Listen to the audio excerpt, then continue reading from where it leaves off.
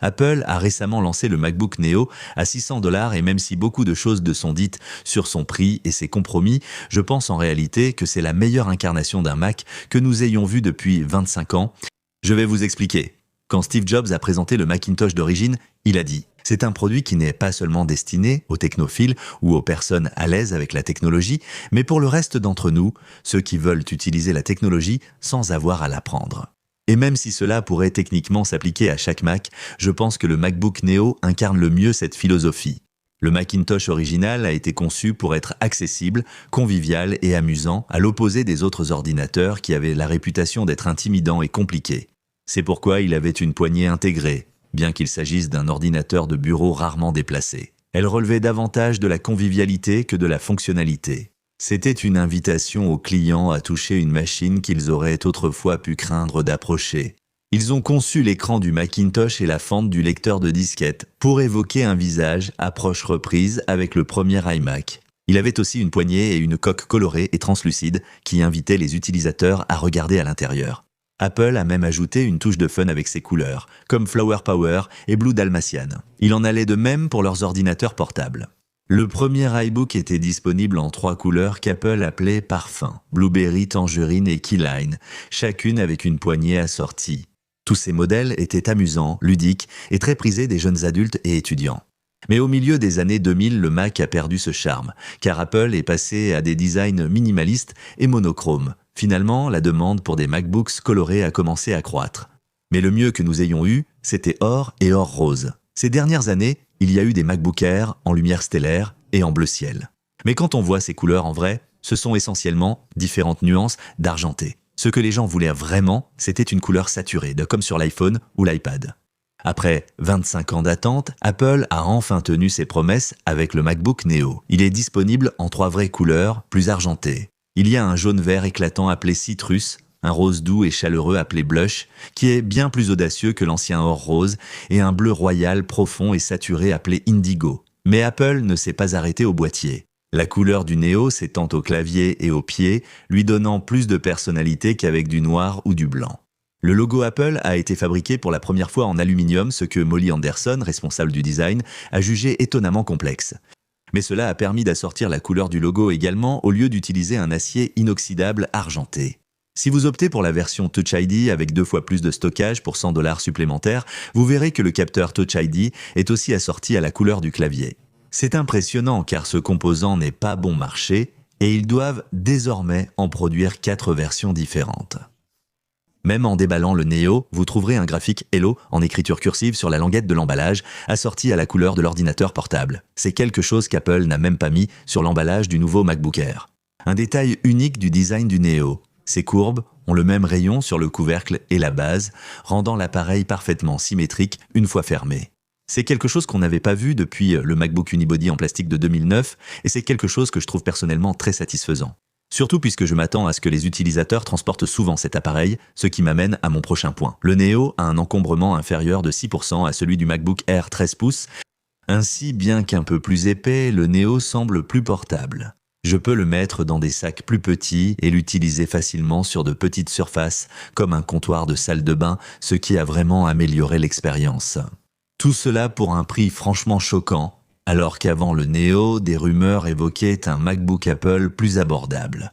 Mais beaucoup de sources pensaient que son prix serait de 700 à 800 $, surtout après la pénurie de RAM plus tôt cette année, qui a fait grimper le coût des composants. Mais Apple a dépassé les attentes de la plupart des gens lorsque le prix de 600 $ du Neo a été révélé.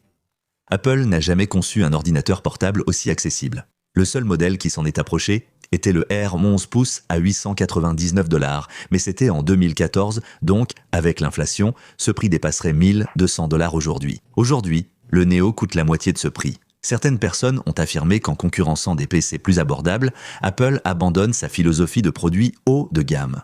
Comme l'a déclaré Steve Jobs en 2007, lorsqu'il a dit « Nous ne concurrençons pas la catégorie des PC à bas prix parce que nous ne vendons pas de Camelot ». Et il cite une liste de compromis qu'Apple a fait avec le Neo comme preuve. Mais il est important de se rappeler que Jobs a également dit que les produits ci sont des ensembles de priorités. Certains aspects d'un produit peuvent être valorisés, d'autres non. Par exemple, le premier MacBook Air avait un écran 13,3 pouces, ce que Jobs jugeait essentiel pour un portable. 2 ans plus tard, il a présenté un modèle de 11 pouces. En mettant moins l'accent sur la taille de l'écran, ils ont pu rendre le R plus léger, plus portable et plus abordable. Ils ont adopté la même approche avec l'iPad mini. Son écran était plus petit, sa résolution plus faible, la RAM divisée par 2 et la puce moins puissante. Pourtant, beaucoup ont adoré l'expérience d'un iPad plus léger et compact. Ce n'est pas parce qu'il y a des compromis qu'un produit est forcément mauvais ou de mauvaise qualité. Il en va de même pour le MacBook Neo. Je pense que la plupart de ces compromis resteront inaperçus pour la majorité des utilisateurs. Comme l'absence de MagSafe ou de charge rapide, sa mémoire vive limitée à 8 gigaoctets ou encore l'absence de capteur de luminosité ambiante et de rétroéclairage du clavier.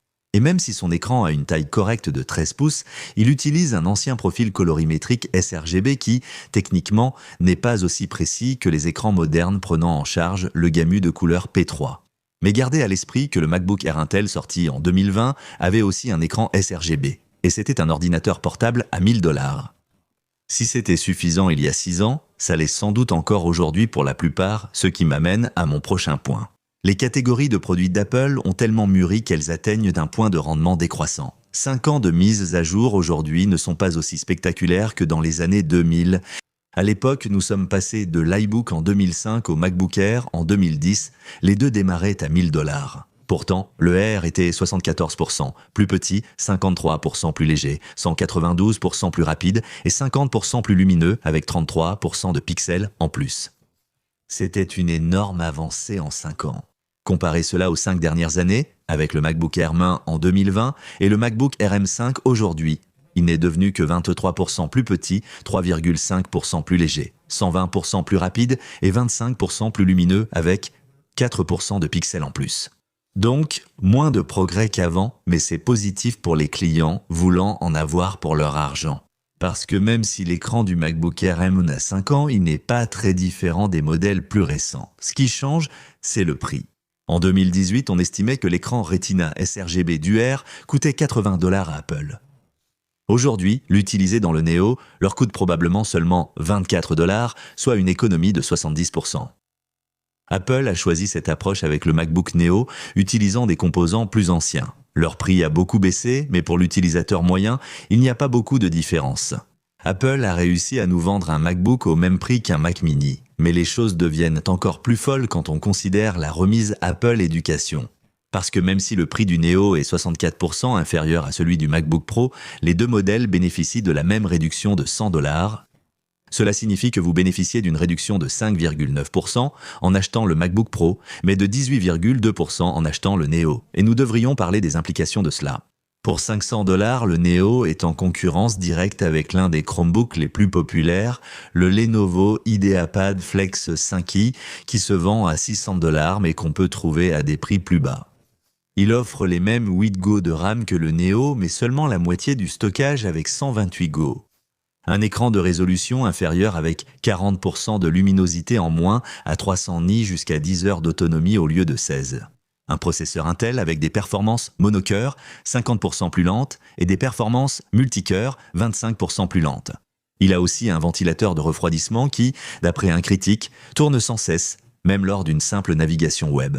Et enfin, un design qui fait 2 cm d'épaisseur, pèse plus de 1,6 kg et possède une base en plastique, un repose-poignet en plastique et un pavé tactile en plastique. Comparez cela au Neo, qui ne fait jamais de bruit puisqu'il est sans ventilateur, fait 1,3 cm d'épaisseur, pèse 1,2 kg et est fabriqué en aluminium et en verre, y compris le pavé tactile. Maintenant, pour être juste, l'IdeaPad a des fonctionnalités que le MacBook Neo n'a pas, comme un écran tactile qui peut être utilisé avec un stylet pour prendre des notes et dessiner, ainsi qu'un lecteur de carte SD intégré.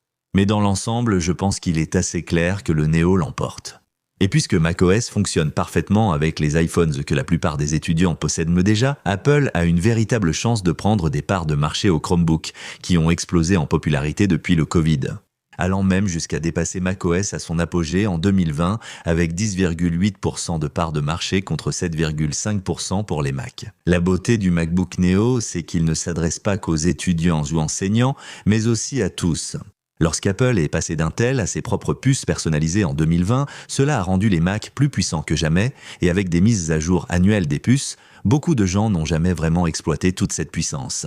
Selon une enquête de 2025 seule, 42% des sondés utilisent leur ordinateur portable pour créer du contenu, comme écrire, programmer ou monter des vidéos.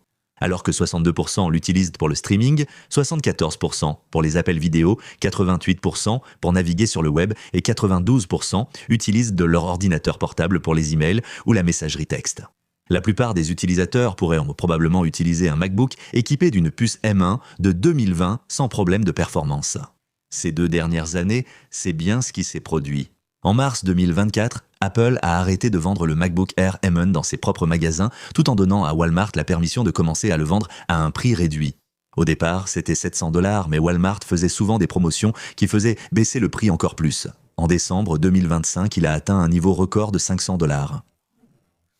Pendant ces 2 années, la demande pour le M1 Air est restée forte. Il est devenu l'un des produits électroniques les plus vendus chez Walmart, avec plus de 6000 évaluations et une moyenne de 4,2 étoiles. Ce qui est intéressant avec les avis 1 étoile, c'est qu'ils sont presque tous liés à un problème de batterie causé par le fait que le stock est resté trop longtemps sur les étagères. Ce que je ne vois personne reprocher, c'est les performances. Même les avis récents de 2026 louent son efficacité pour l'école et un usage personnel. Apple aurait donc pu garder la puce M1 pour le MacBook Neo sans problème, mais ils ont eu une meilleure idée. Au lieu de payer pour fabriquer plus de puces M1, ils ont utilisé des puces A18 Pro restantes, ce qui ne pouvait pas être utilisé dans l'iPhone. Cela arrive car la fabrication des puces n'est pas parfaite. Certaines des puces A18 Pro d'Apple avaient leur 6 cœurs GPU pleinement fonctionnels, tandis que d'autres avaient un cœur défectueux, ce qui donnait une puce avec 15% de performance GPU en moins. Comme Apple voulait uniquement inclure les puces les plus performantes dans l'iPhone 16 Pro, les puces A18 Pro défectueuses ont été rejetées. Au lieu de les jeter, Apple les a réutilisées pour le Neo. C'est en fait une pratique assez courante. L'iPad mini utilise les puces rejetées de l'iPhone 15 Pro et l'Apple TV utilise les puces rejetées de l'iPhone 13. Donc, adopter cette approche a permis de maintenir le prix du Neo bas. Mais qu'en est-il de ses performances? Comparé au M1L A18 Pro, est meilleur à bien des égards. Il offre de meilleures performances monocœur que le M1, le M2 et le M3, tout en étant 2 à 3 fois plus rapide. Pour les tâches d'IA, comme la suppression d'arrière-plan dans Keynote ou la super résolution dans Pixelmator Pro. Il est aussi plus efficace, donc Apple a pu inclure une batterie 32% plus petite que celle du MacBook Air 13 pouces, et il offre quand même 16 heures de lecture vidéo, ce qui n'est pas très loin des 18 heures du Air. Il génère moins de chaleur que les puces M, lui permettant de maintenir ses performances maximales plus longtemps que l'Air avant de ralentir pour éviter la surchauffe. Maintenant, avec une batterie plus petite, un écran légèrement plus petit de 13 pouces au lieu de 13,3 et un format 6% plus compact, on pourrait s'attendre à ce que le Neo soit plus léger que le Air. Mais il pèse en réalité le même poids, 1,22 kg. La raison, c'est à cause d'un nouveau procédé de fabrication. Les autres MacBooks ont une coque unibody usinée, où un bloc d'aluminium est sculpté pour former le châssis inférieur. Mais le Neo a une coque unibody formée, qui utilise une fine feuille d'aluminium essentiellement moulée pour se rapprocher le plus possible de la forme finale, puis un processus d'usinage plus précis crée son profil courbé et les découpe pour ses ports et ses grilles de haut-parleurs. Ce procédé réduit considérablement le temps de fabrication du Neo, tout en offrant un boîtier unibody entièrement en métal aussi haut de gamme que n'importe quel autre MacBook. Mais il y a un inconvénient, la précision. Une feuille de métal formée doit avoir une épaisseur uniforme, tandis qu'un bloc d'aluminium usiné peut être sculpté avec une épaisseur variable. Donc, le MacBook Neo transporte techniquement plus de métal qu'il n'en a réellement besoin, ce qui augmente son poids. Ce qu'Apple a fait ici est assez inhabituel. Au lieu de rechercher l'optimisation à tout prix, ils ont privilégié la rapidité de fabrication, le coût et, plus surprenant encore, la réparabilité. iFixit, un site spécialisé dans la réparation d'appareils électroniques, a déclaré que le Neo est le MacBook le plus réparable depuis environ 14 ans. La batterie est vissée au lieu d'être collée, les ports sont modulaires, l'écran est plus facile à remplacer et l'agencement interne est exceptionnellement logique. C'est une excellente nouvelle pour les clients qui ont tendance à faire tomber ou à endommager leurs appareils électroniques, surtout s'ils ont Apple Care, puisque les coûts de réparation du Neo sont 2 fois moins élevés que ceux des autres MacBooks. Les utilisateurs ordinaires ne se plaindront ni de la bande passante de la mémoire, ni de la vitesse du SSD, ni du profil colorimétrique. Ils vont adorer son design, adorer la sensation en main et adorer la fluidité de son fonctionnement. C'est l'ordinateur portable pour le plus grand nombre. Ce sera probablement le premier MacBook de beaucoup de gens et je pense que c'est l'introduction parfaite. Ici Greg d'Apple Explained.